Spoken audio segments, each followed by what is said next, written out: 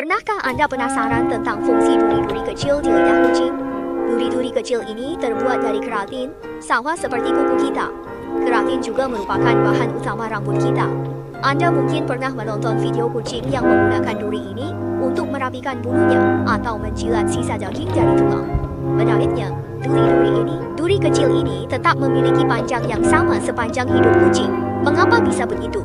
Ternyata, duri kecil ini sangat kuat dan tidak mudah aus. Oleh karena itu, mereka tidak perlu terus tumbuh seperti kuku kita. Karakteristik evolusi ini memberikan identitas unik bagi kucing di alam liar.